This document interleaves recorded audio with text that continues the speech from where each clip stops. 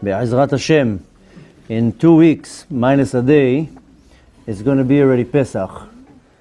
Pesach is one of the most powerful days of the year, that if a person prepares himself the right way and the night of Pesach, he's totally ready, he can reach one of the most highest level of a godly revelation that will affect his body, him or she, in the most powerful way.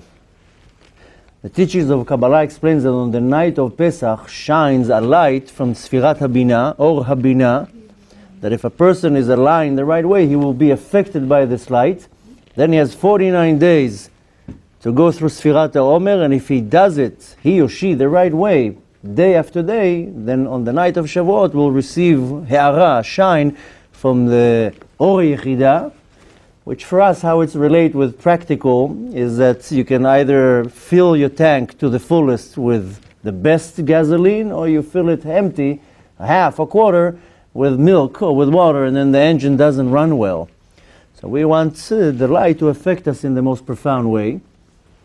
So tonight we're going to touch, today we're going to touch a little bit, briefly, the idea behind Pesach and what do I want to do on the night of Pesach itself. Because most people comes the night of Leil Seder and they miss the whole opportunity.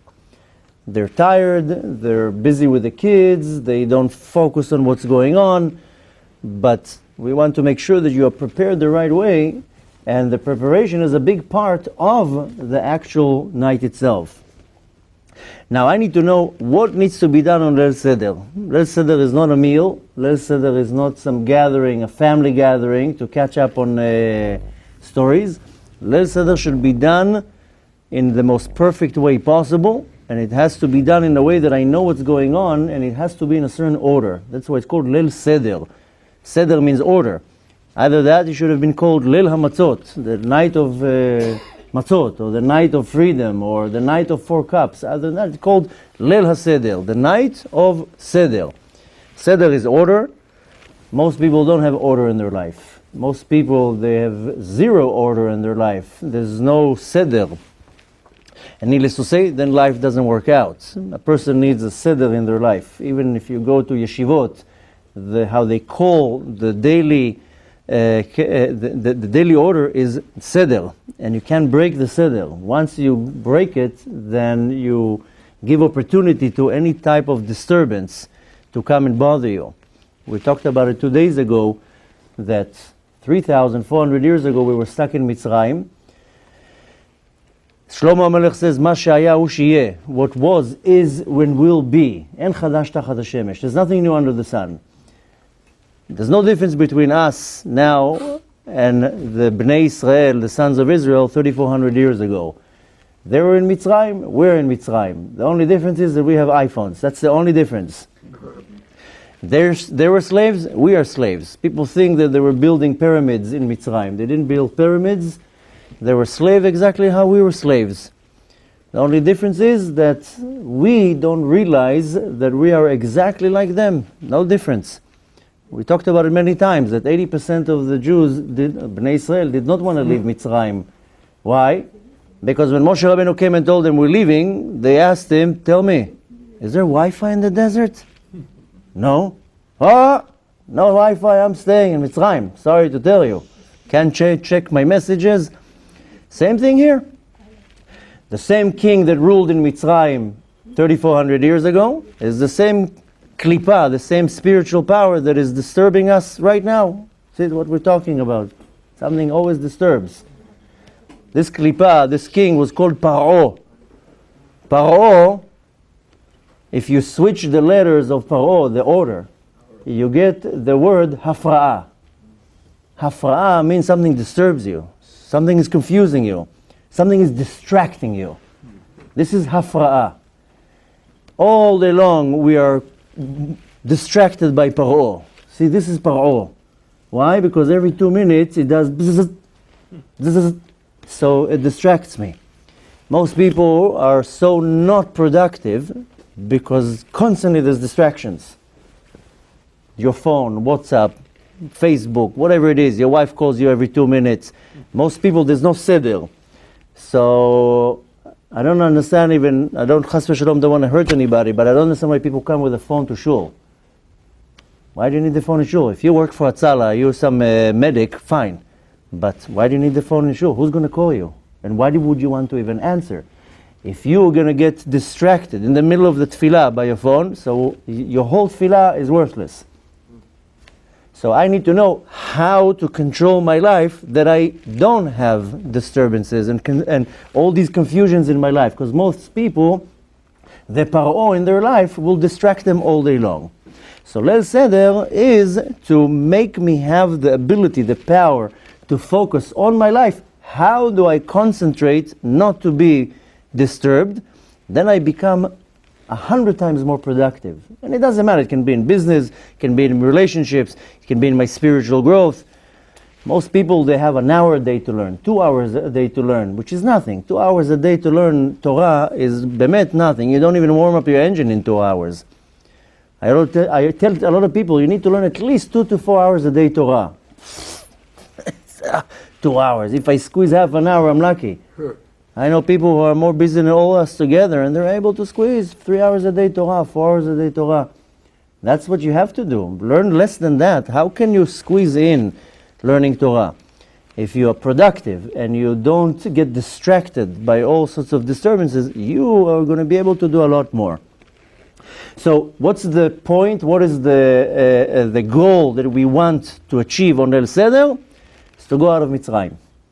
And it's a very important concept that we know Mitzrayim is not a country. I know that we were, so to say, physically in Mitzrayim, but Mitzrayim is not a country. Mitzrayim is Egypt, of course. Mitzrayim is a state of mind, a consciousness. Mitzrayim comes from the word in Hebrew, Meitzar. Meitzar is a limit, something that limits me.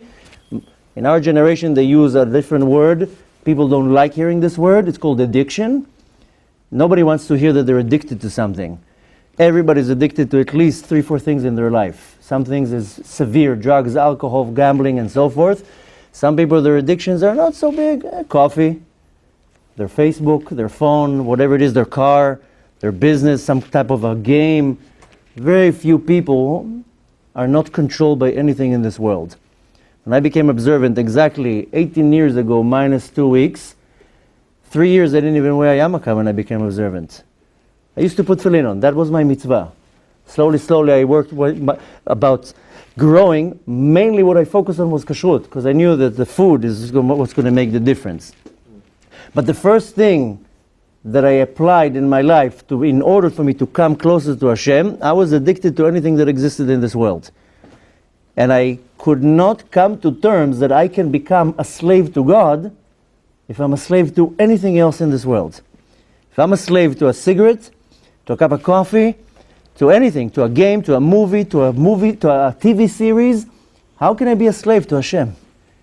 Can't be slave to 2 things. Can only be slave to Hashem, and that's what we are. We're slaves to Hashem, and people don't like to hear it. But to be a slave to Hashem, and you won the lottery. You know what a kavod it is to be the slave to the Kadosh Baruch Hu. So the first thing that I had in my mind is I have to get rid of anything that controls me, because if I'm not in control of my life, then how will I be able to serve the Master of the universe? So my goal on Leil Seder is to go out of Mitzrayim, to go out of my state of limitation. And by the way, addictions or limitations are not necessarily something physical. I can be in a state of limitation that I have a problem with anger, and I can't control my anger. I can go out of my limitation. Any person that will throw a word, right away I get upset. This is not a normal state. Now I know many things in my life can cause me that, but I have to work on myself. And sometimes my state of limitation is because I'm very judgmental. I'm very quick to anger. I'm very jealous. Whatever it is, this is also a state of limitation. I need to know how to control my midot, my attributes. Nevertheless, what is really redemption? Because when we're talking about that I want to go out of Mitzrayim, this is the title that is called Geula. Geula is a redemption. Geula, it means that if something is trapped in some type of slavery or imprisonment, and it goes out of it, it's being revealed. If somebody's in prison, he's locked, he's confined. Redemption is you go out of it. This is the term of Geula. That's what I want to focus on Mitzrayim. Now, I have a neshama stuck in my body. I need to get the neshama out of its imprisonment. What is called Gilui neshama, to reveal my neshama. Very few people, their neshama is begilui, revealed. Usually what is revealed is my needs of my body, my desires, my inclination, and all my midot. But to get to a point that my neshama is revealed, that's a very, very high level, and that's what I want to reach, and it's practical to any person. You don't have to become a tzaddik for that. You don't need to be born a tzaddik. Every person can come to a level that's called Gilui Neshama. Then my Neshama is revealed. When all I want is to do chesed, to learn Torah, to be close to the Kadosh Baruch Hu, to be davek b'Kadosh Baruch Hu, glued to Hashem, that's Gilui Neshama. That's what I want to reveal. Now, very important to know, my Neshama is what's called Chelek Elokai. It's a piece of Hashem. To try to kind of vision the idea, the Neshama is also called Or. Or means a light. The teachings of Kabbalah mentions the word Or many, many times. It's not this Or. It's not a light coming from a light bulb. Or comes from the word in Hebrew, Harah, something that enlightens. You can go now to a beautiful shiur and you're all hyped up, you're all excitement. This is Harah. The soul has a power to touch another soul or something else and enlighten it. Most people are in darkness, their life is in darkness. Turn the lights now off, try to find your way around in this room. You can't, it's dark. Turn the light on, oh, now I see where everything is. Now, my soul is a little version, so to say, lehavdil elef havdalot, not to compare chas v'shalom anything to Hashem, but I'm a mini version of Hashem.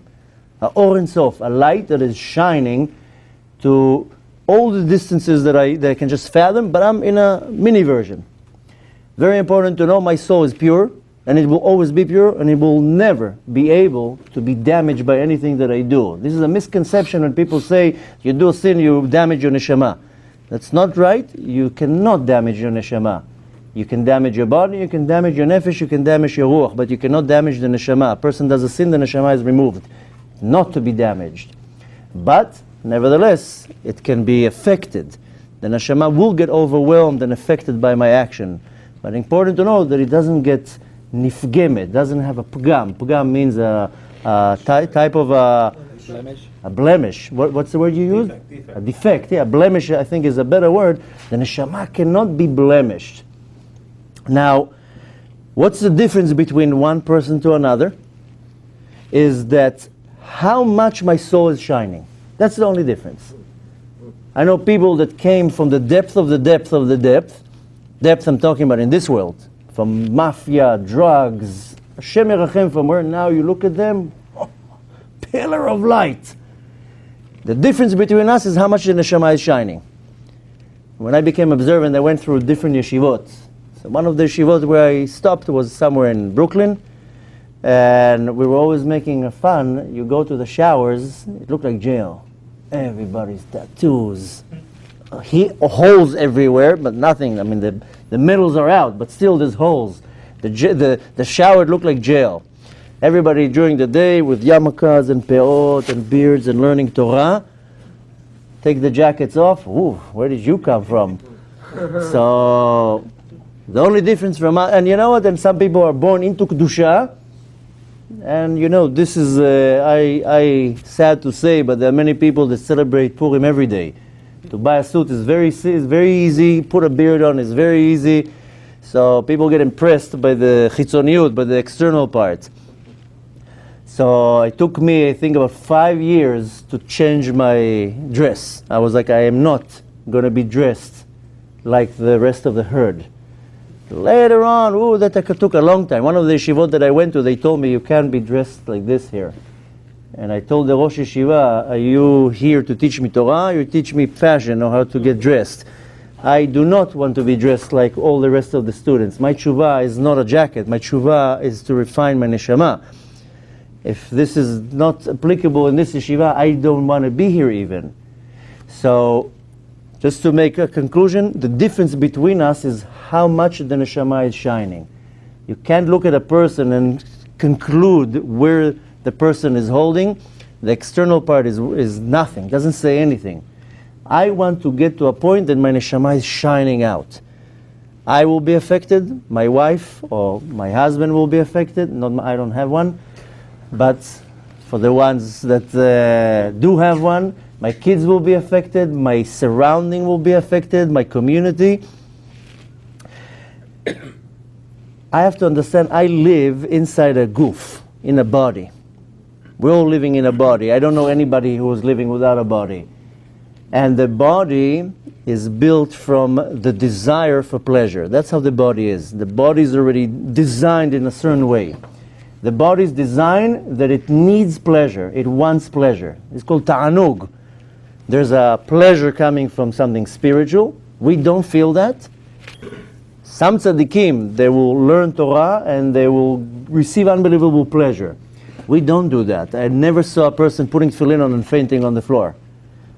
Why? Because the body is a barrier between the neshama and my actions. But the body is designed for pleasure. And we constantly go after pleasure. And this, of course, physical pleasure. This is called a te'ava, a desire. There's a te'ava for eating, te'ava for procreating, te'ava for money. There's all sorts of te'avot. Everybody has a certain te'ava that they have to refine. But this is coming mitzad aguf. It's coming from the body, not from the neshama. The neshama has nothing to do with te'avot. The only thing the neshama wants is only Torah and mitzvot. Now, once the soul is shining in me, and it's revealed in me, this is the point that I want to get, then my entire retzon, my desire, changes, completely changes. Not only that, my midot change. Because if my desire is to have physical pleasure, the midah will be aligned with it. Midah is an attribute, or my characteristic. Once my neshama is shining, my midot is completely different. This is not for now to talk about, but this is a big thing that most people miss in their spiritual refinement. Later on, if you want, take this specific CD, Tikkun HaMidot. I talked about it many, many times in many of my classes. One of the greatest teachers of all time of Kabbalah, of course, is the Rabbi Yitzchak Luria, the Arizal.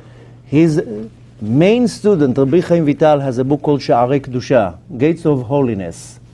We started learning it in my yeshiva. This is a basic book that everybody has to learn. I know it sounds like a terrifying book. It's this big. It's not a book of Kabbalah. It's kind of more like a Kabbalistic Musar. But he starts the book by saying something very, very interesting. He says, of course we need to follow the Torah. No question here. We need to learn Torah, do mitzvot, no doubt. But this is not the main thing in my life. The main thing in my life is to refine myself. And he calls it Tikkun HaMidot, refining my characteristics and my attribute. There are many different approaches to that. The Gaon from Vilna, for example, he calls it Leshaber et HaMidot, break the Midot. The Baal Shem Tov also has a certain approach. There's a different approach how to do it, but the fact is that each and every one of us is born with some good character traits and bad character traits. I need to realize what my good character traits so I can feed them and empower them, and I need to know what are my bad character traits so I can refine them. Now, if I have a problem with anger, it doesn't mean I'm a bad person. It just means that is what I need to refine. If I have a problem with being judgmental, being cheap, being quick to judge, have jealousy, these are all bad midot, and I have to refine it. So when I shine my neshama, by default my midot will change. My desires, what I want, instead of running to have breakfast after I finish eating, again, no offense, I'm not trying to hurt anybody. Instead of running to the kitchen, I gotta stuff myself with a sandwich. No, I want to sit and learn now for 2 hours. You want to eat? Eat. What's eating? Let me learn for 2 hours. My desire changes for everything. You want to go to sleep? No, I don't want to go to sleep. I want to sit and learn for an hour. I want to do some chesed. I want to be inspired. So this is one thing also that I want to get to. Now, the neshama, it gets, so to say, concealed by the chomer, by the physicality. You don't see a neshama. If somebody comes and tells you, I see your neshama, then they're 100% not connected to reality, or they're lying to you. No such a thing. Only a tzaddik can look at you and see your neshama. If we would be able to see each other neshamot, then we would know a lot about each other. But the goof, the material, it covers the neshama. So you also don't see the neshama, and you also don't feel the neshama. And what is controlling the neshama is the desire of my body. And again, my body wants to eat, it wants to sleep, it wants to procreate, it wants to do many other things. Now, most of my desires, most of my ambitions, most of my ideas and thoughts are not even mine. It's the goof. It's the body. It has nothing to do with me. I will come up with a bold idea, the $1 million idea. Why? Because I want money. Why? Because I want to enjoy life. I once spoke to a certain individual who was a very successful lawyer. And I told him, just to make a point, told him, do you like what you do? He's like, well, I told him, it's between us. You don't have, the camera's not recording. Do you like what you do? He's like, no, I don't really like it. I said, then so why are you a lawyer? Well, he said, well, I make a lot of money. So I said, do you like making money or do you like fighting for justice? He's like, well, between us, it's money. He says, okay, so you're not here for the justice. You're here for the money. Why do you like money? Do you like doing chesed with your money? Do you build yeshivot, orphanages, feed for poor people? Why do you need so much money?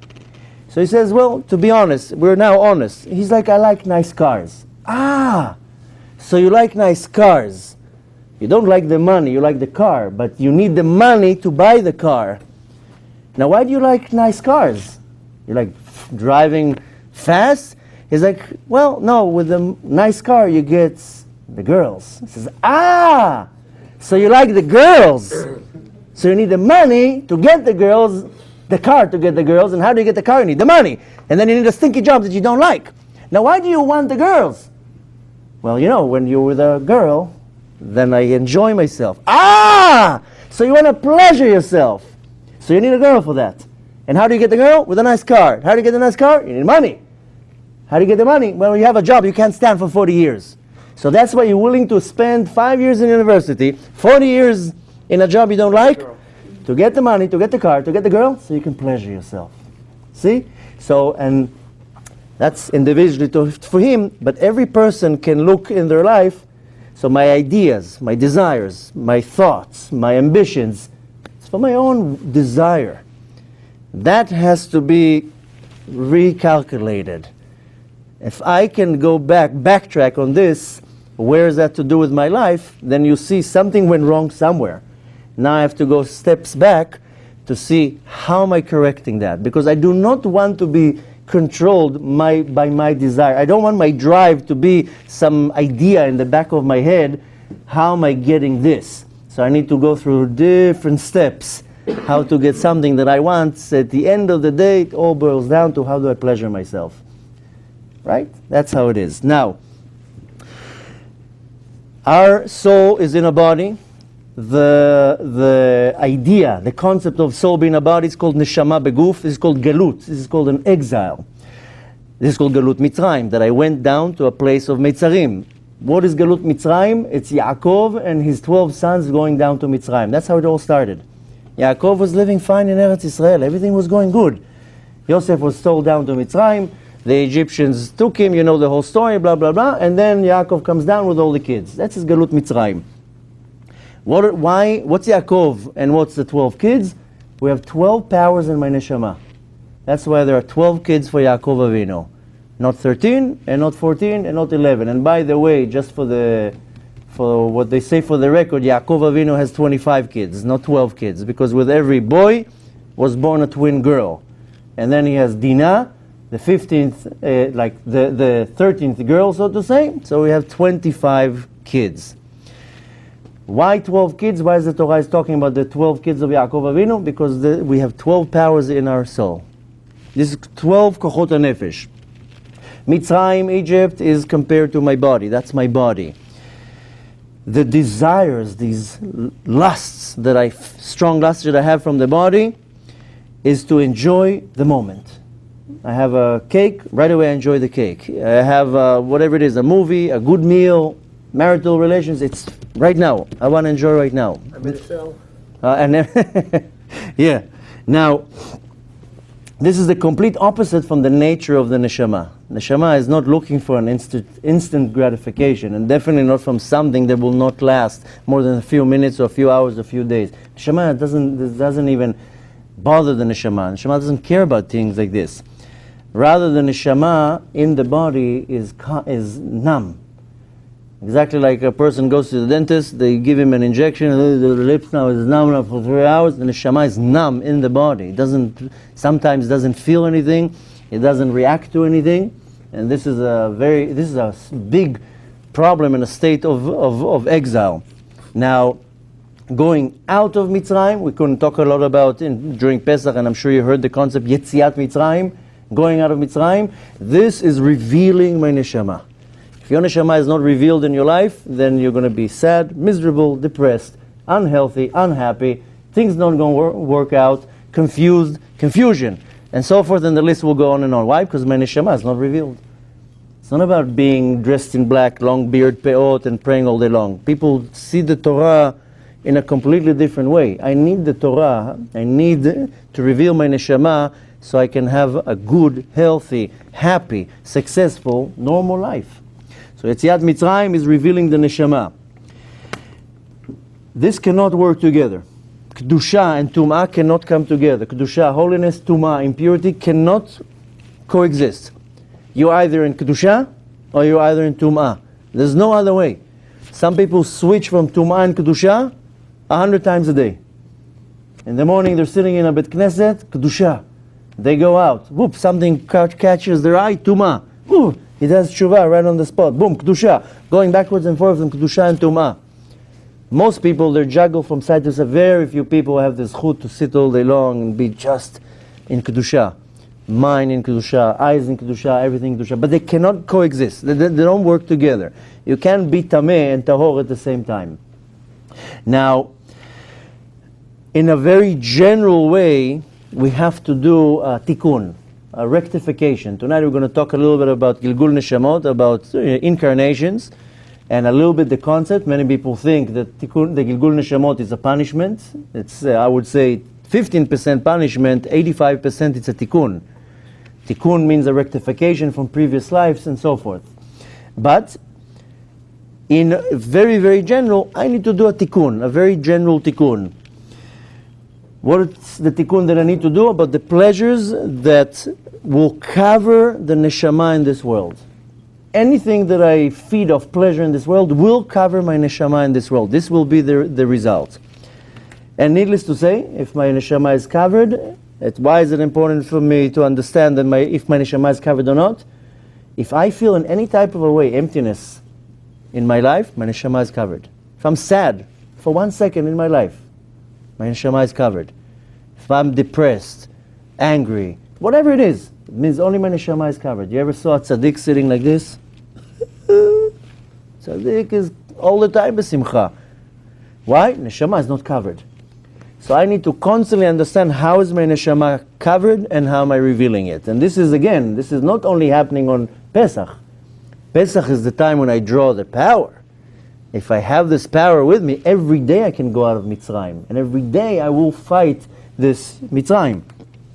Now, if my neshama is not revealed, then there won't be any type of sensitivity to the spiritual world. That's why my entire desire, my entire focus is how am I revealing my neshama. Now, unfortunately, my neshama, all our neshamot, is covered with a klipa. Klipa is a spiritual husk, a certain energy. The more averot that I do, the more klipot I'm covered.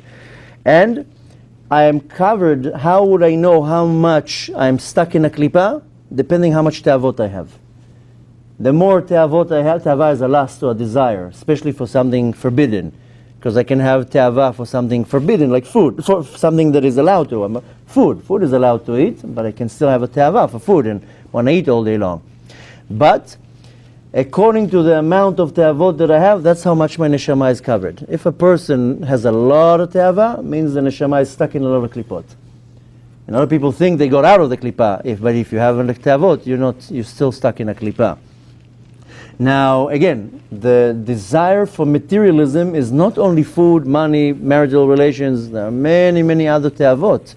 This is the ones that we relate with because we're battling with it on a daily basis. But, for example, also pride is a te'avah. I want everybody to like me. I want to be there when I walk in. Everybody's like, wow, look, walked in, wow. you're so amazing. Whatever it is. I'm throwing one example out of many. Kaas, anger is also a te'ava. It's all part of te'avot. So it can be jealousy, any midah ra'ah, any bad attribute, that's already a problem. It means that it's covering the neshama and I'm in exile. If I have a problem with anger, I get angry right now. If you got angry for anything right now, your neshama is in Mitzrayim. Because if your neshama was revealed, you would never ever get angry at any situation. You would accept the situation exactly how it is, see the ashgacha pratit, doesn't affect you. So I need to understand when I'm in Mitzrayim and how I'm going out of Mitzrayim. If a person did not realize in his life that he's in Mitzrayim, that he's so deep in Mitzrayim that he thinks that he's not. So we want to see, how am I going out of Mitzrayim? It's not about putting somebody down, it's not about insulting anybody, it's not about a power trip, it's about practical, how do I go out of Mitzrayim? I'm sure you heard about the famous quote from Chazal, Bechol dor vador, every generation, chayav adam lirot atzmo, every person has to see himself, כאילו hu yatsa miMitzrayim, like as if he went out of Mitzrayim. The Baal HaTanya says, לא bechol dor vador, not every day, bechol yom vayom. Every day you have to see yourself, how do I go out of Mitzrayim? And you have to look back at yesterday, am I better than yesterday? No, I'm still in Mitzrayim.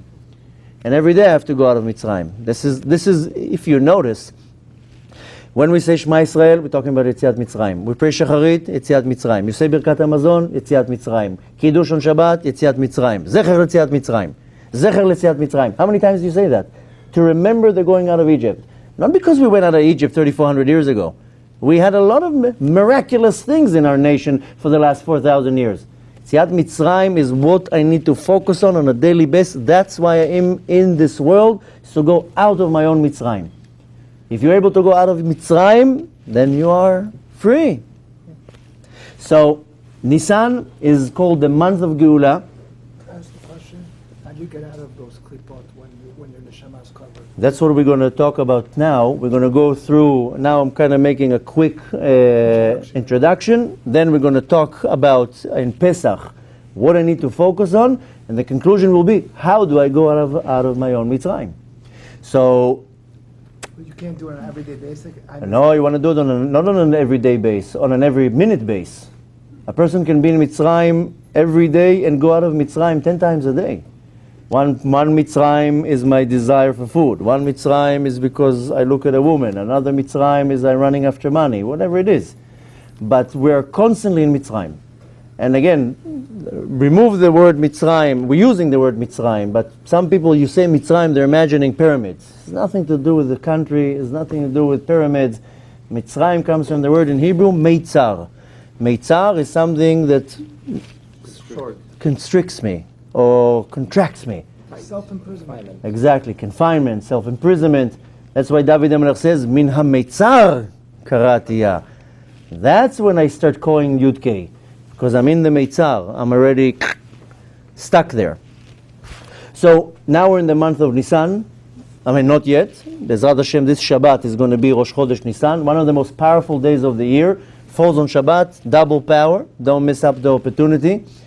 But Nisan is the month of Geula, the month of redemption. It has an energy. This is the energy of the month. We're going to talk about it Bezrat Hashem Motzei Shabbat. The energy of the month is to take something out of something. If you know how to take something out of something, you are a winner.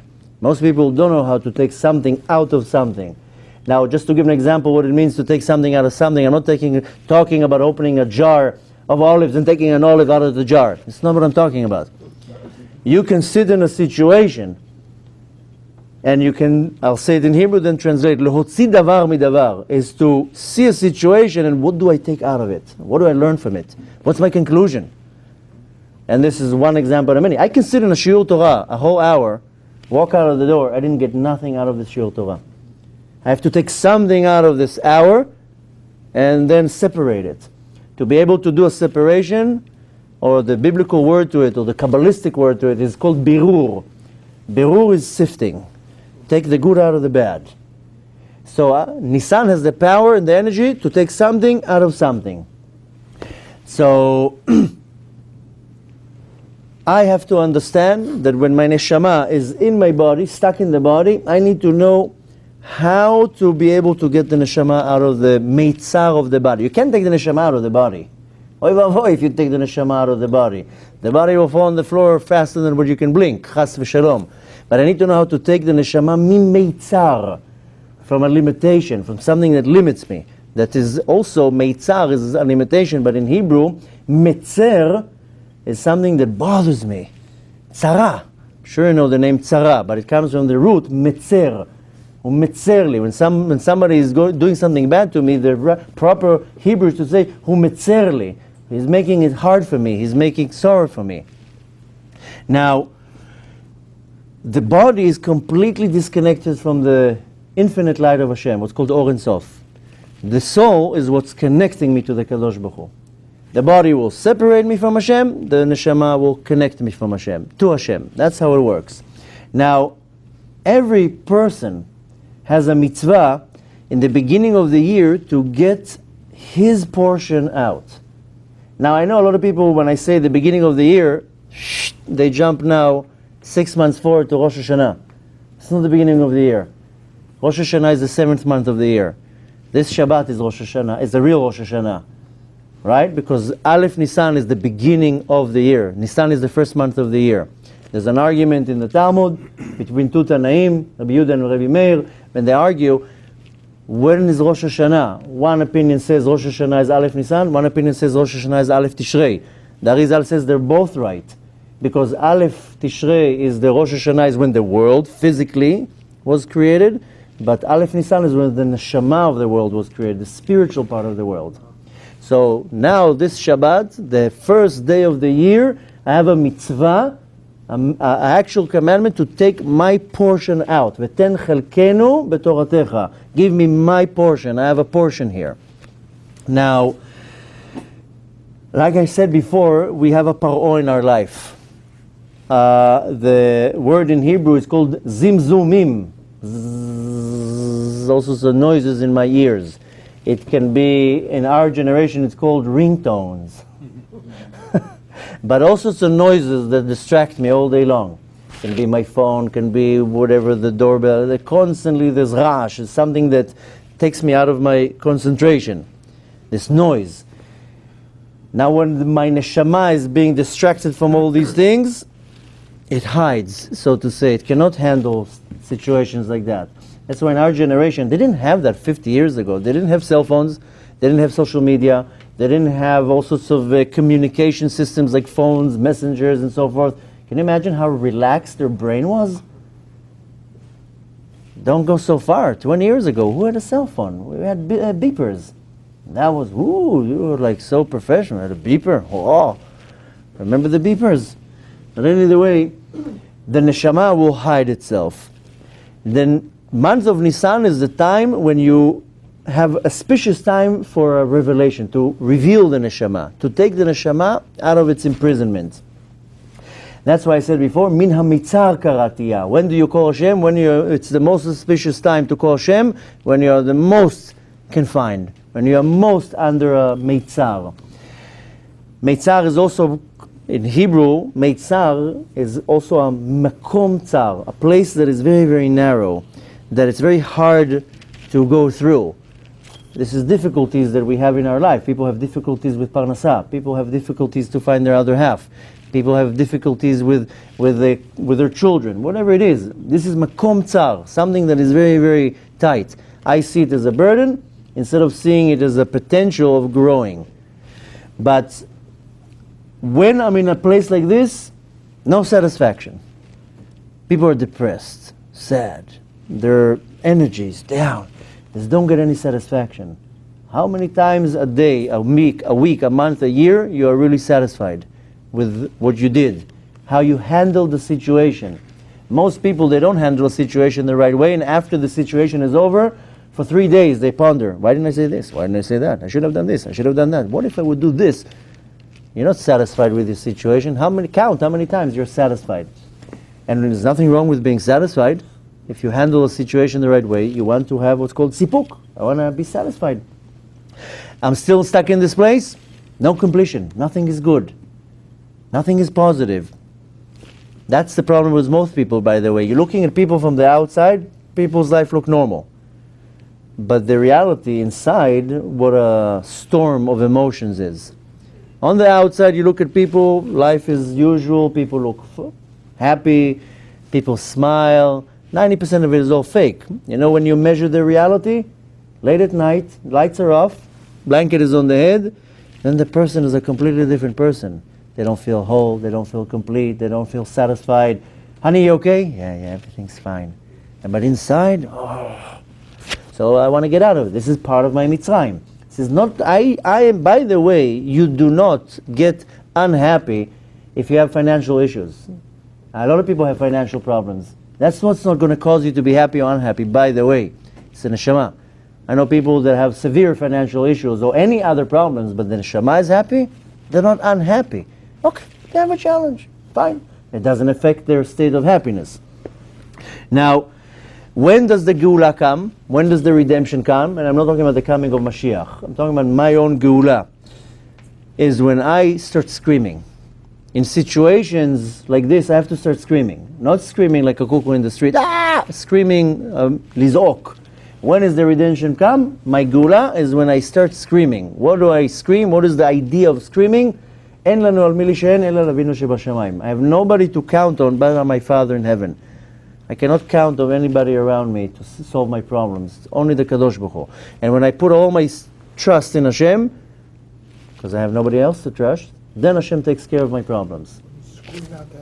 When you scream out to Hashem. Screaming to Hashem can be tefillah, can be prayer, can be reading Tehillim, can be going to the next to the train, and when the train passes and nobody will hear you, you scream out your lungs, whatever it is. But Za'aka is that I can't take it anymore. That's why it says in Mitzrayim, they couldn't take it anymore, they started screaming. How about if you scream from happiness? You can scream from whatever you want, as long as you scream.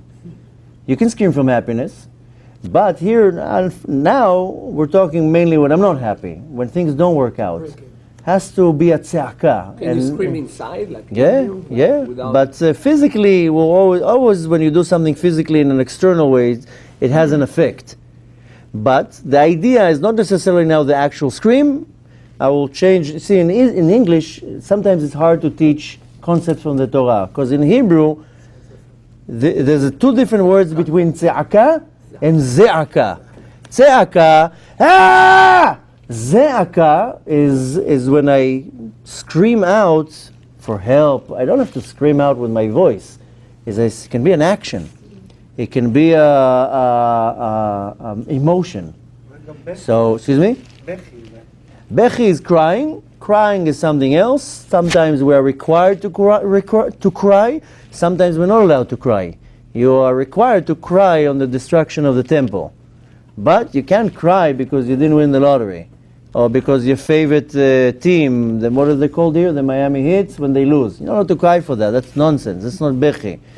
But the point is that I have to do an action. That's the point. The point is I cannot be passive. I have to make an action and not to take it lightly-headed. If I am going through a severe or even a light, emotional, personal, physical, whatever problem, it cannot be ignored. So, how do I get out of it? Usually when you have a problem, what do? You're going to look for advice. Some people will go to their rabbi. Some people will go to their father. Some people will go to the Kadosh Baruch Hu, Hashem, send me the message. I need a direction. The wife. The whatever it is. As long as you have somewhere to get kivun, good. There's no rules here. But if I'm now going in the car and I don't have a destination, I will 100% get lost. I need a target. In Hebrew, it's called kivun. Kivun means a direction. Where am I going? But I'm sure you're familiar with the word kavanah. Kavanah is an intention, but it's really, this is again where English is not a good language to teach Torah. Because kavanah, to have tefillah bekavanah, it doesn't mean that I have the right intention. Kavanah, it means that my tefillah has a destination. Where is my tefillah going to? In Hebrew, it's called kivun, right? Kavanah, I have to aim on something. Path, no? Path will be more of a derech. But kavanah is, I have to have a kivun. I have to know where I'm going. Where am I going with my tefillah? Did you ask yourself in the morning before you put tefillin on, where am I going with this tefillah right now? Or you just came here because somebody told you it's good to pray, or because everybody's praying? If you don't have a kavanah when you start praying, where are you going to? If you investing something in this world, has to be a target, a matara. Same thing with it. What's the meaning tefillah b'kavanah? Where's my tefillah taking me? Has to take me somewhere. So, the kivun that I need is I need a personal redemption. This is called geula pratit. Most people are stuck in exile. They need a geula, a redemption, a personal redemption. Now, I need the right directions. I need to get the good advice, what it's called. Then I know how to get my neshama out of prison. If I don't know how to get my neshama out of prison, then I have a problem. How do I start? When is the beginning to all this? This coming Shabbat on Rosh Chodesh Nisan. That's when I start. Now I have a countdown, a 15-day countdown. Some kehilot, they have the custom that every day on Nisan, they read the Nasi of the month. They read a portion, because there was an inauguration of the Mishkan. So some people have the custom of reading it's called Parashat HaNesiim. Every day they read out of the Torah. Not from the Torah, they don't take the Torah out, but they read the portion from the Torah, 12 days, then the 13th day, there's a different part that you read, then already on the 14th day, you're already in getting ready for Pesach. But I need a real good preparation to get me there. Rosh Chodesh Nisan it starts, then comes Pesach. Pesach, the night of Pesach, I said already, it's called Leil Seder, the night of Seder, of order. It has 15 steps, 15 levels that I have to go through on the night of Pesach. If you miss one, if you mix it up, you messed it up. It has to be by the order. Now, 15 levels in one night? Yeah. 15, when I'm going through, we're going to go through it right now and I'll explain what I mean. But when you're doing the Seder in Pesach, you have to go through order. Kadesh, Ruchatz, Karpas, Yachatz, right? We have to go through it. We're going to go through it now. But this is the order that I go to. 15 steps I have to go through. Right? If I missed one, I didn't do anything. So to go through the order. You messed up everything? You messed up everything. If you missed one, or missed one, then you messed it up. That's why Pesach, you don't have to be a big mekubal. You don't have to be a Baba Sali to understand what you're doing. You just need to follow the orders. So we have a book, Haggadah Shel Pesach, written by Eliyahu Navi. This is instructions. Do one, then next, then next. I have to go through 15 stages, 15 shlavim, 15 madrigot. Kadesh, number 1. Urchatz, number 2. We're going to go through it now to understand that you have a little bit of idea what we need to do on Pesach. B'ezrat Hashem, then we can conclude what we need to do. So, first of all, important to know, everything starts the night before. The night when I burn the chametz. If I miss that, then I miss the whole preparation. For now, we start cleaning the house. I told you already many times, you don't have to become fanatic and start cleaning chandeliers. The chandeliers, if they're dirty, clean them. There's no chametz on the chandeliers.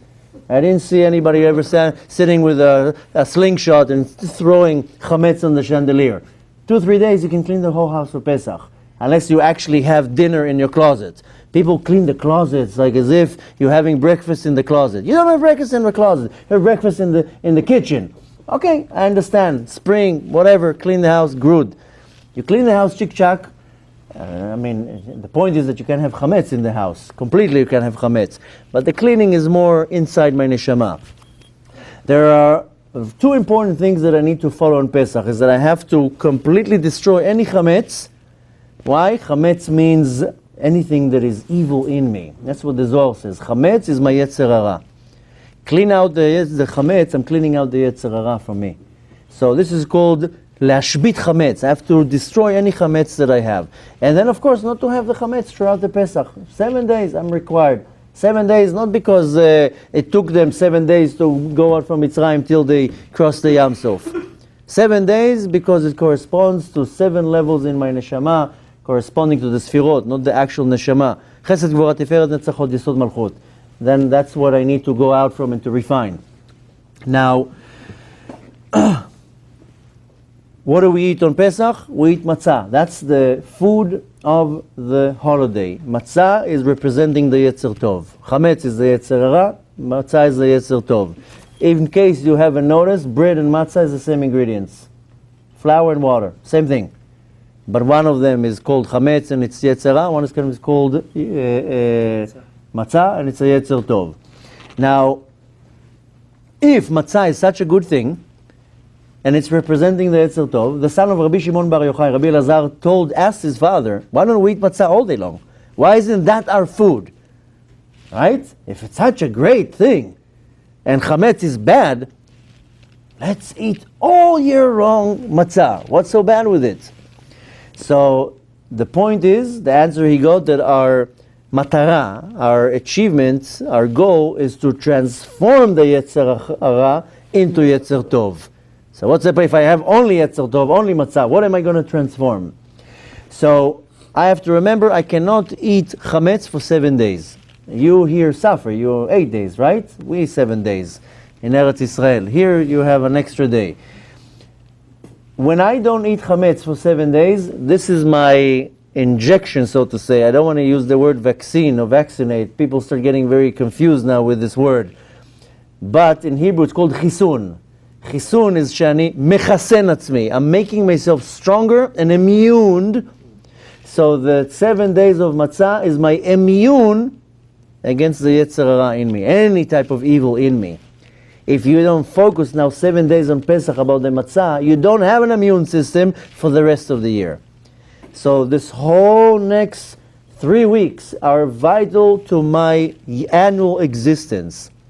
Again, the matzah will be my immune system for the evil in me for the rest of the year. Now, Let me get this straight. These days of Pesach, you basically have armor for the rest of the whole year. That's what you're saying. The fact that you work on your Yetzer Hara on those days is going to last the whole year? Is that what you're saying? not that you... Do you always have to work on it? No. It's not that you work on your Yetzer Hara on Pesach. Pesach is the time that gives you the power to work on your Yetzer Hara throughout the entire year. So it's giving me armor, basically. It's giving me protection. You gotta work on it though. 100%. You have to So work what does on it it. mean? Throughout the year it's going to be easier? No, and when you have the tools. Don't take my words out of context, but I'm just going to give an example because it's not something I support or believe. But people get vaccines to protect themselves or to immune themselves from a disease, right? My body has an immune system. If I will damage my immune system, my body cannot fight against diseases. If I strengthen my immune system, it will fight any disease. By default, we are healthy people. You know that 99% of the diseases we have is because I disturb my body to fight diseases. Right? I'm not talking about some diseases has nothing to do with me. And by the way, and again, this is not the time to teach it, people still think up until today that viruses create diseases. Viruses do not create diseases. Toxins create diseases.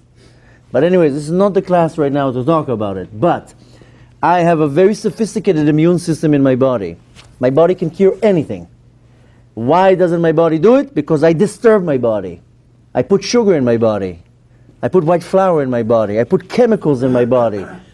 So forth. So my body does not have an immune system, so it breaks down. That's how it is. I need a spiritual immune system. Pesach is when I take in my body immune system, which means that throughout the year I have tools how to fight the Yetzer Hara, have tools how to go out of my sadness, depression, anxieties, fears, worries, and so forth. Doesn't mean there's not going to be a battle throughout the year. Oh, there'll be a battle. But you go on a battle, you need weapons, you need tools, you need a plan, you need a kivun, you need the power. Kivun, you mean the target, the tools. Pesach is the time where I load my body with an immune system. How? I eat matzah. But it's not only about eating the matzah, it's everything around it. So let's say you don't do everything around it. You're not going to have tools? You're going to be very weak throughout the entire year. If you don't do anything what you need to do on Pesach, 90% of the battles with you in the Yetzer Hara, you'll lose. if you don't take this immune system throughout Pesach, most of the battles you're going to have with the Yetzer throughout the year, you won't have the right tools to fight him. You're not going to be able to deal with the Yetzer throughout the year. He will have the upper hand. And then you don't go out of Mitzrayim, you have to wait for the next year. Why do we say always Lashana Haba Yerushalayim? Next year in Yerushalayim. Why? You want to live in Yerushalayim? What's wrong with Tzfat? There are many nice cities in Israel. Why Shana Haba Yerushalayim? The Shana Haba, if I didn't go out this year out of my Mitzrayim, then Shana Haba I have to wait for the next year to go out of Mitzrayim. And we said at the end of the Seder, because if I went throughout the Seder, already at the end of the Seder I went out of Mitzrayim. Most people at the end of the Seder are already too full from so much chicken or meat and roast they already ate. They can't even barely say the Hallel, and they don't even finish the Haggadah. Most people don't finish the Haggadah. You know that the most important part of the Haggadah is after the meal. People stuff themselves with, eat a little bit of whatever food, and then move on with the rest of the Haggadah. So let me just go through over the order that we're doing now. Then Bezrat Hashem will do some questions and answers, and Bezrat Hashem will go more practical. But again, going back to what we were saying, 7 days I cannot eat chametz. That's my immune system for the rest of the year against the Yetzer Hara, against any evil in me. I have a lot of evil in me, by the way.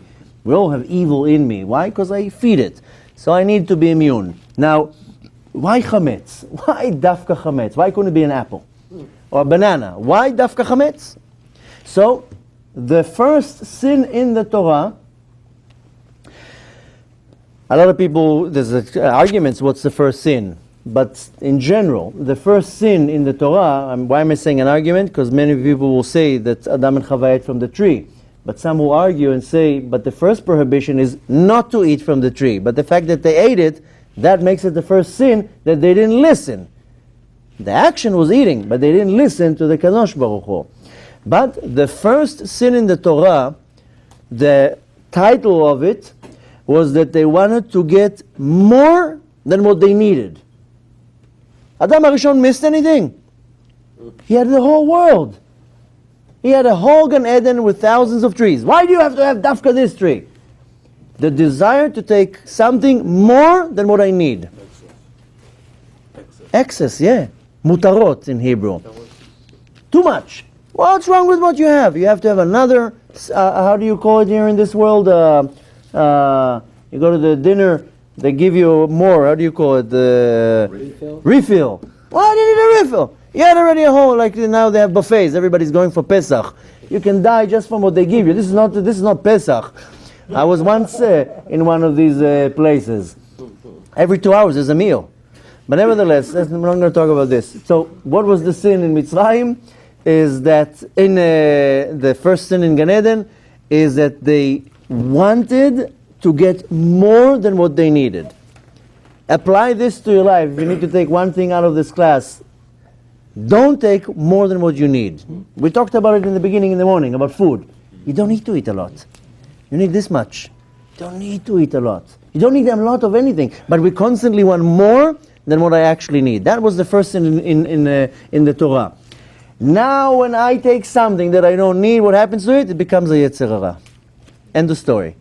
So remember the equation. You take something more than what you need, it becomes a Yetzer Hara. I take food for my existence, that's it. Start shoving food in your mouth, it will become a Yetzer Hara. You're going to desire food all day long. How about money? Excuse me? How about money? Everything. How much money do you need? You need X amount of money. You have this car, this house, tuition, whatever. You don't need. Now, if you want more money so you can give it over, great. But just to have zeros in my bank account? I'll give you a different example. You know, a man needs to be with his wife to procreate. You don't need to be 5 times with your wife or any other woman, chas v'shalom. The more you take something you don't need, then you want it more. It's very simple. So, then it becomes, of course, a Yetzer Hara. Now, what is chametz? Chametz is the same ingredients of bread, water, and flour. Flour, if you write it in Hebrew, is chita. Chita in the Torah is written chet, tet, hey. It's not written with a yud. Chet, tet, hey has the numerical value of 22. Chet is 8, tet is 9, hey is 5. 22. 22, These are the 22 letters of Lashon Kodesh. Right? I told you the other day there are 28 letters. Most people, you ask them how many letters they have in the Aleph Bet, they tell you 22. Some people are a little bit ahead of the game, they tell you 27, because there are 5 otiyot mansapach, mem sofit, nun sofit, and so forth. But Sefer Yetzirah says that we have 28 letters. One letter fell down when Adam HaRishon sinned. This letter is called Da'at. But nevertheless, we use 22 letters. Chita, Chet, Tet, Hey, numerical value of 22. These are the 22 letters. What are the letters? Kelim. Kelim is a vessel to receive shefa. This is a kli. If you want to give me this beautiful, healthy, luscious, delicious juice, then I need a kli to put it in. If I don't have a kli, what am I going to do? I'm going to drink it like this. But I need a kli. The Hebrew letters are kelim, to receive shefa. I need all 22 of them. I can't have only one. Shefa is an abundance. I need a kli to receive a shefa from the world above. Now, chita, flower, it grows from it's considered a vegetation. It's not an animal, it's not an animate, and it's definitely not a human. It's come from the level of tzomeach, that it grows. Is considered by our sages a perfect food. Chita, wheat, flour is considered a perfect food. This is the most perfect food for the human, if it's done in the right way and in the right quantity. Now, you take bread. Bread is made from chita, from wheat, and flour. Same with chametz. The water will make it inflate, will make it rise. Matzah, of course, that is flat. But bread, it's the same ingredients, but it rises. The water, if you were in the class we had on Monday, if not, maybe you saw it online, I was talking about the 4 elements. There's the element of water. Every element will, so to say, will create a certain action. Water is equal to pleasure. This is called Yesod HaMayim, the element of water.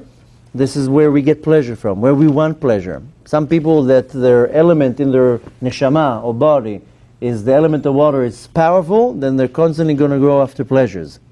So the element of water, this is pleasure. The more I give pleasure,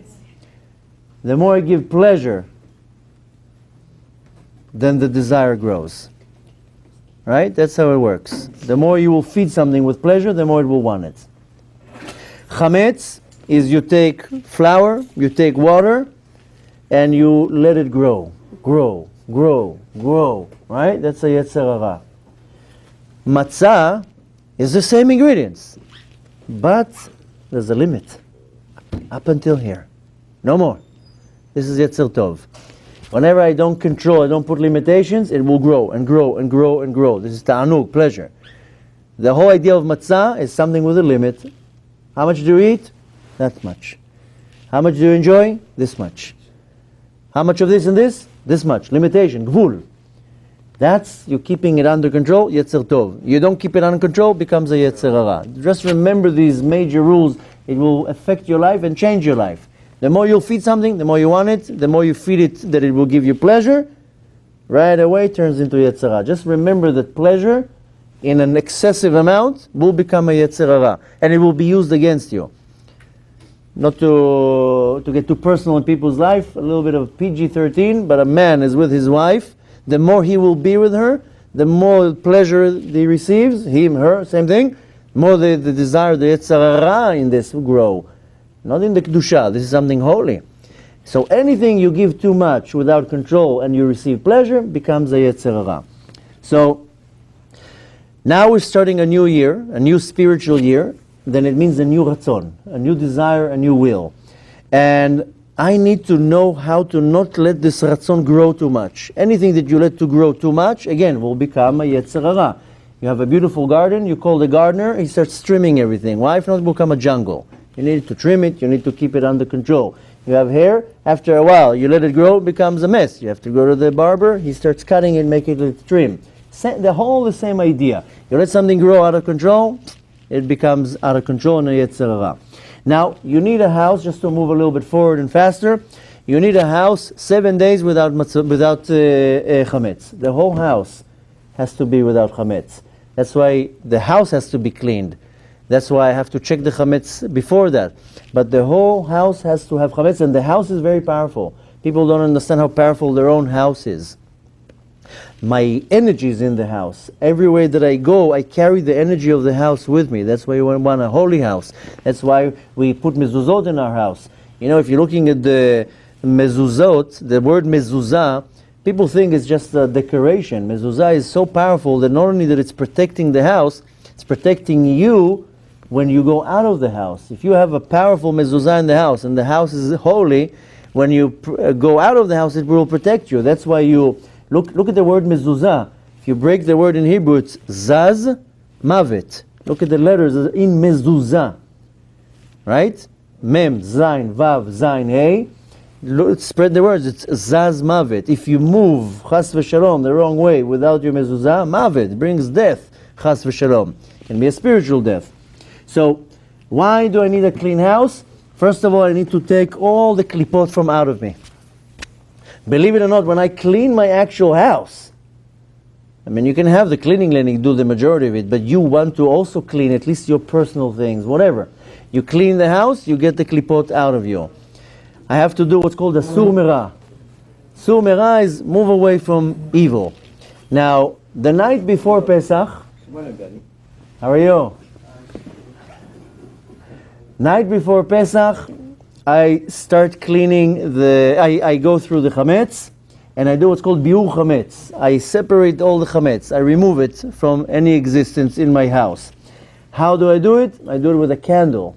It's very important. And we're not going to have time now to go through why we do that. I have here the CDs here of Pesach. Take it. I explain a lot mystically why a candle, why a feather, why a spoon, if you know the whole rules how to do it. This is not some invention. It's not that somebody said 2,000 years ago and it says, how are we going to annoy them on the night of Pesach? There's a spiritual significance for that. You clean with a candle. It's very important. The candle represents the neshama, and my neshama, my ruach, and then starts the process of cleaning. Now, with the candle, with the light of my neshama, it's how I start looking for the klipot within me. I have to look in the klipot in me and then get it out. You do it in that time. And again, the immune system for the rest of the year.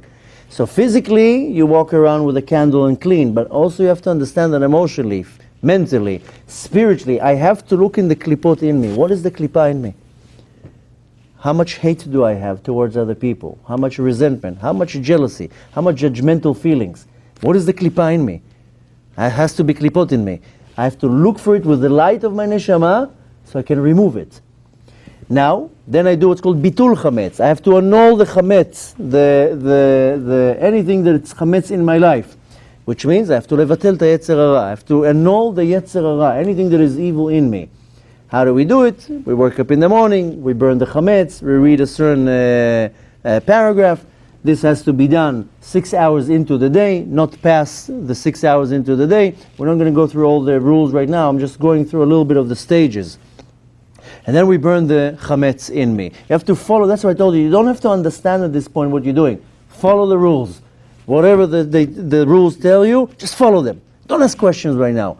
You want to ask questions? I told you. The CDs here for Pesach. Go to my website. I have hours over hours over hours explaining the significance here. But now just follow the rules. Follow the rules. Our sages already explained to us what we need to do.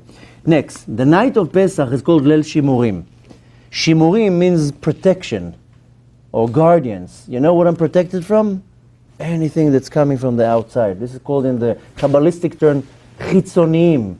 Something that's coming from the outside to affect me. This is the night that I'm protected. All I need to do is follow the rules. Now, very, very, very important is that on the entire week of Pesach, there's no chametz. And if I follow everything that I'm just telling now, including what's going on Pesach, there's a great segula, remedy, given by Shimshon from Astropoli, and he says that you are guaranteed that you're going to be saved from any type of weird death or any type of michshol, something that will chas v'shalom make you fail or fall, if you are following every little detail in Pesach. Right? I know a lot of it is hard. I know it's a lot of stress before Pesach, but if you follow everything, he says, muvtach lo, you are guaranteed two things. Yinatzel mi mita mishuna, will be saved from a weird death, and not only that, yinatzel mikol michshol, anything that will come to make you fail in any type of a way. Now, Erev Pesach, it's extremely important that you don't necessarily waste it on nothing, you learn. You finish your cleaning and everything, you sit and learn Torah. Now, just to go a little bit forward, because we're mamash taking a long time. On the Seder of Pesach, very important, you need 4 cups of wine. This is one of the most important things of the night.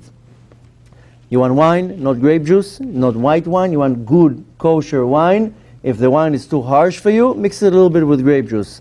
But you want wine. There's a lot of mystical significance to that. You want 4 wines, 4 cups of wines. Now you have a ke'ara in front of you. You have a plate in front of you.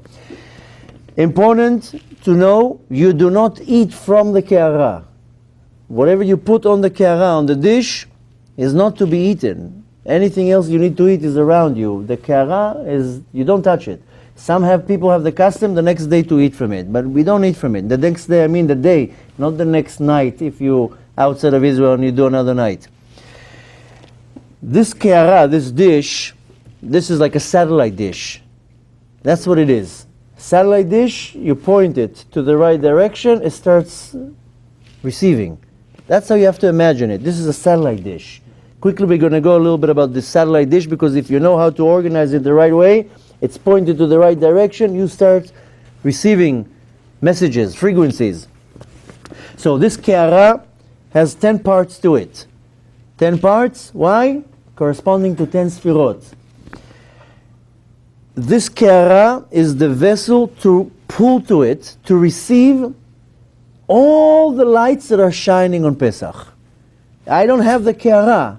Something is messed up, I will not receive the lights of Pesach. End of story. Now, the halacha, it's enough to have 1 ke'ara for the entire table. Some people have the custom, they make their own ke'ara, that's fine too.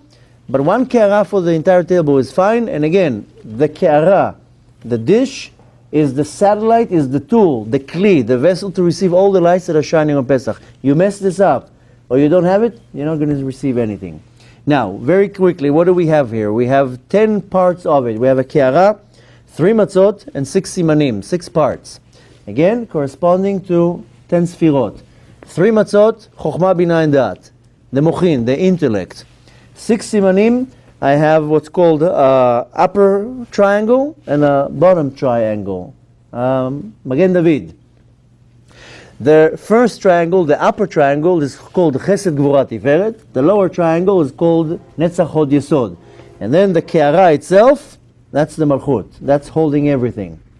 Now, very, very important to know, the order is extremely important. Very quickly to explain. If you're looking at the Ke'ara, it has 3 on one side, 3 on the other side. The right side is what's called Kava Yamin, left side is called Kava Small. On the right side, the top right is Zroa, is a piece of meat. This corresponds to Chesed. Underneath it, on the next side, will be an egg, Beitza. This corresponds to Gevura. Why dafka an egg? I know we're kind of short in time, I want to go through it quickly, but why dafka egg? Because this is the only food in the entire world that when you cook it, becomes hard. Everything else you cook becomes soft. Egg is the only thing that if you cook, it will come hard. So again, left side is gvura, that's the beitza, the egg. Then you have in the middle, maror. Maror is tiferet. Why dafka maror? Maror is what makes things bitter. You would think that tiferet should be something sweet.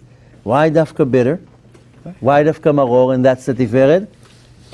Maror has the gimatria of the word mavet, death, right? Mem vav taf. I need to chew it, and chew it, and chew it, and chew it, till it becomes not bitter anymore, till it becomes sweet. Most people inhale it, just to be, I ate it. You have to bite it, and bite it, and bite it, till it would lose its bitterness. Then you have on the right side Netzach. Netzach is charoset. How do you call it charoset in English? Rein. Horseradish. Horseradish. No? Charoset. You just said with an English accent. Haroset. Okay. So charoset is Netzach.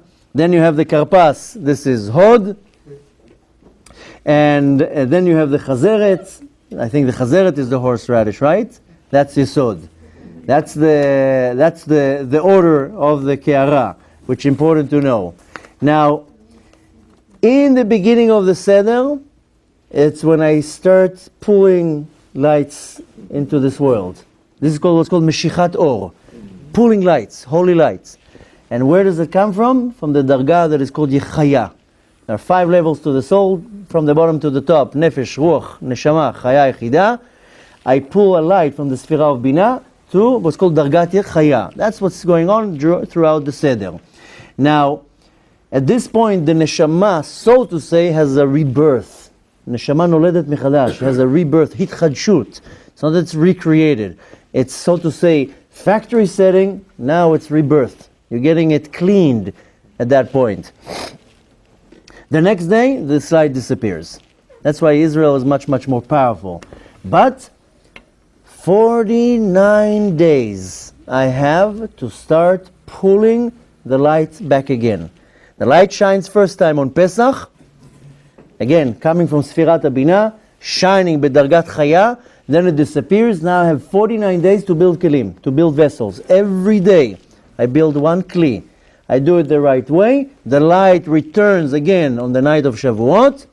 And this will be already b'dargat or yechida. This will be already, we talked about it in the beginning of the class, will affect already the yechida shebanefesh, the highest level of the neshama. And that will come back to me on Shavuot according to how I did my Leil Seder. If I messed up on Leil Seder, I kind of messed up the entire Sfirat Omer and Shavuot. So it starts in Leil Seder. I have 49 days to build kelim. Every day I build one kli, one vessel. Comes Shavuot and I receive the light in completion. Now, what does the neshama birth on that night? It's birthing something very powerful. What gives birth in this world? A mother and a father.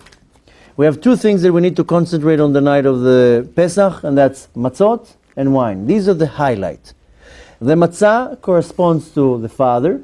The wine corresponds to the mother. Techef I'll explain what I mean. Leil Seder, I do a tikkun, a rectification to the root, to the essence of anything that has to do with eating and talking. This is the most powerful night to do tikkun for sins that I did with eating not kosher, and anything that was damage with my mouth. Lashon hara, lying, slandering, cheating, cursing. That night is the tikkun is done in its root, in its shoresh. Very powerful night.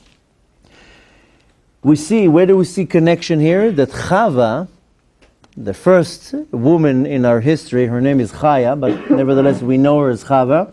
She spoke and she ate. She did 2 sins. She told Adam HaRishon to eat and she ate herself. So she damaged 2 things, speaking and eating.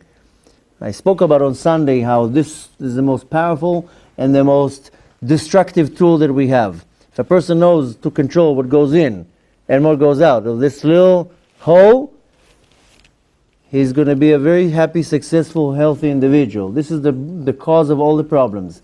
What goes in and what goes out. Now, the tikkun, the rectification for that is eating on Leil Seder. Eating on Leil Seder according to the Seder. The Seder is very vital. This will create a tikkun. And unfortunately, we all suffer from that because we all fail in ma'achalot asurot, in food that is not right. And we all fail, of course, with lying and slandering and cheating and so forth. Now, why is that important? Because I'm able to reach this rectification. A very important thing, if you're looking at the Seder, if you have kids, or even if you don't, but the highlight of the Leil Seder is the kids. If v'yigat levincha, you have to show it to your next generation. And the most important thing is what you're giving to the next generation, that there's order in life. This is where you kind of programming in your mind, has to be order. If I don't have order, it will not work out. Shacharit you pray in the morning, not at 2 o'clock in the afternoon. That's how it works. Some people pray a Shacharit at 4 o'clock in the afternoon, for whatever reason. There's time to do everything. Seder. That's why we have a time for Shacharit, a time for Mincha, a time for Arvit. There's a certain time you wash for bread, there's a certain time that you have opportunity to say bracha, after that you lost the opportunity. We have to understand that we have to have order in our life. Now, just to move on forward a little bit. We have to drink 4 cups of wine. This is corresponding to what's called the mochin, the intellect. There are 4 categories in the mochin, in the intellectual part of the neshama.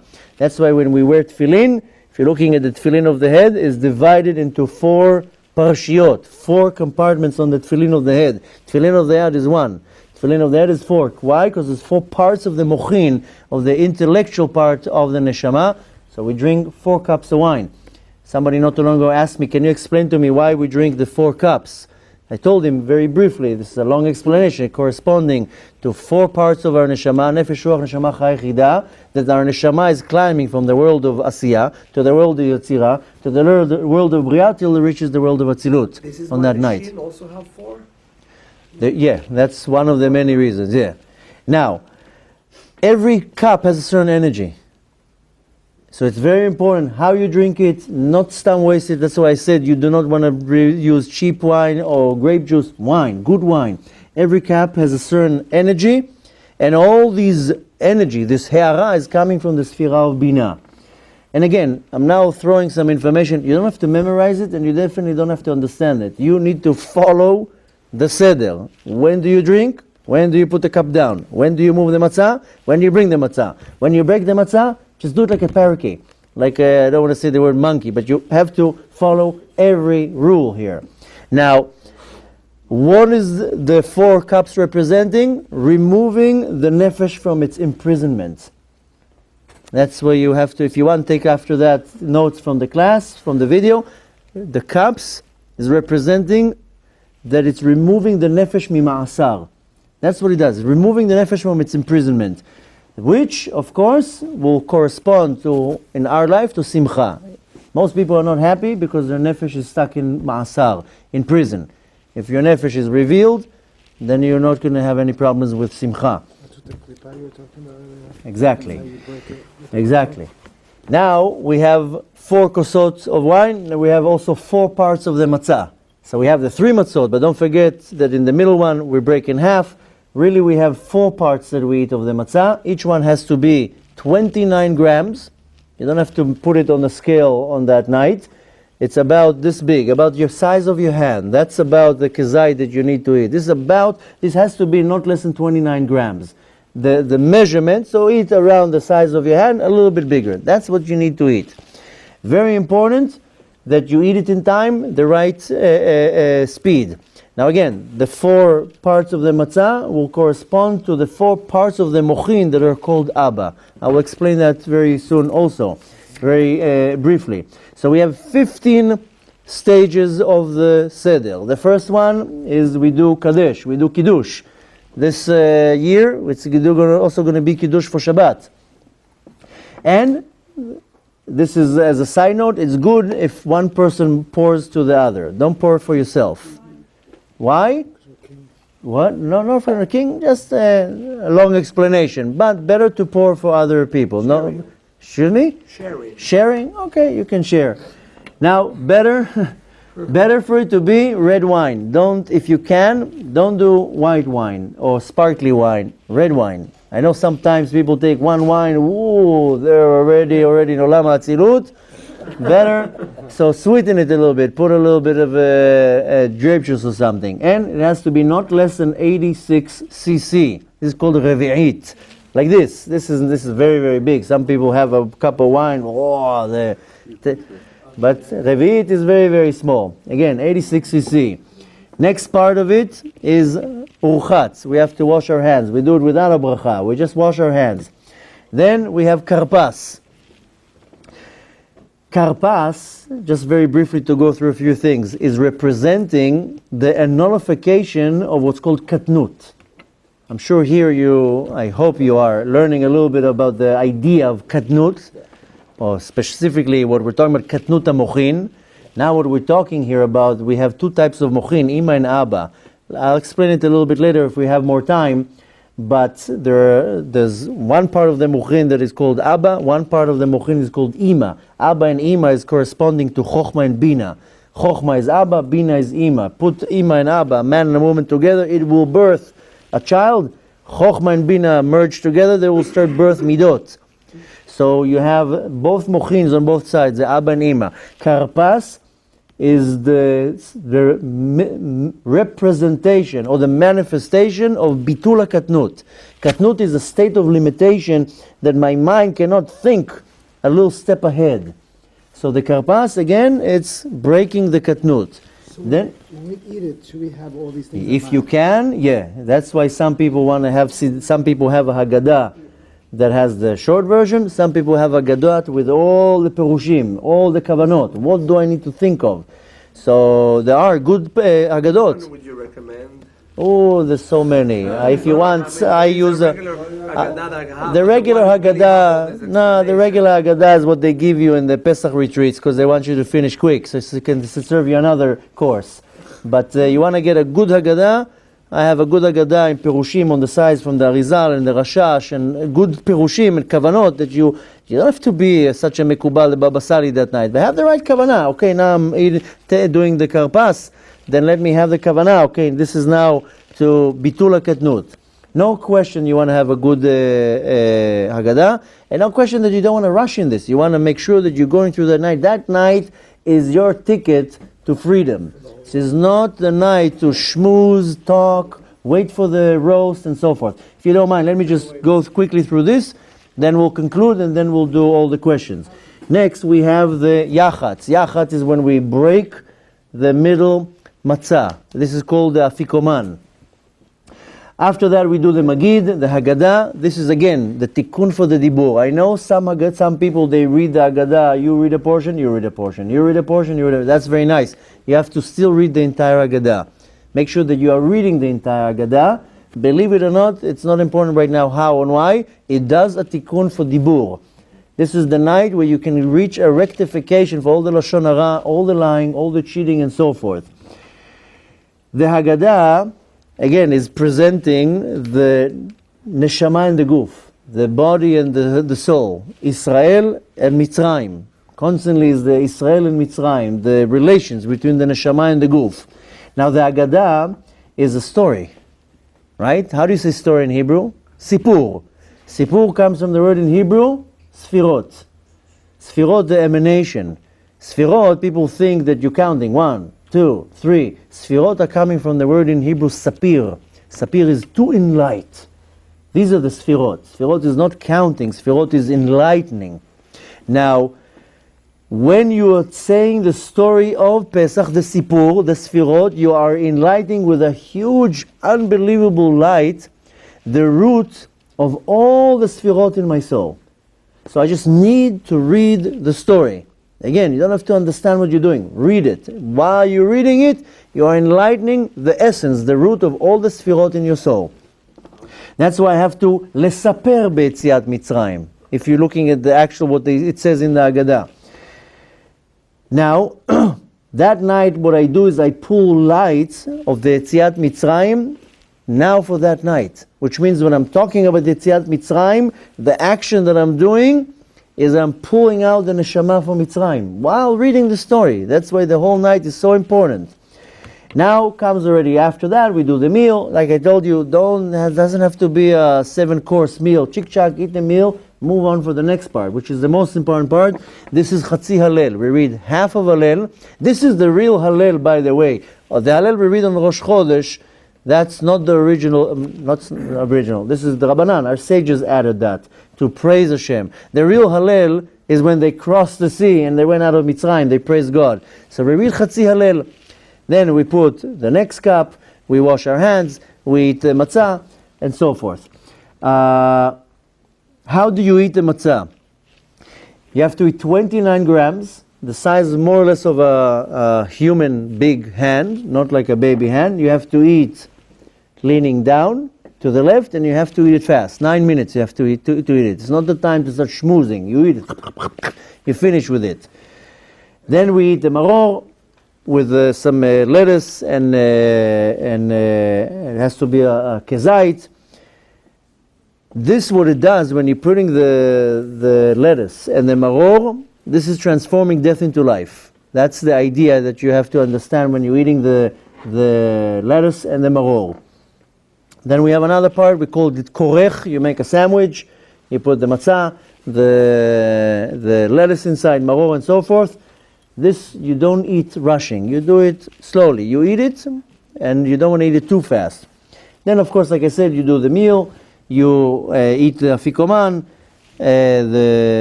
you do another cup with birkat hamazon, halel, fourth cup and so forth, and you go through the entire seder. The point to take from the seder is this is the time that something's happening in the universe, and you are preparing your satellite dish. You are going one step after another step, after another step, after another step. You are start receiving this godly light from Sfirat Abina that is enlightening the mochin, the intellect part, in your neshama, that is allowing the neshama to go out of its exile. Now, you're finishing the Leil Seder, you are already, if you did it right, you're already in Olam HaTzilut. So we read Shir HaShirim.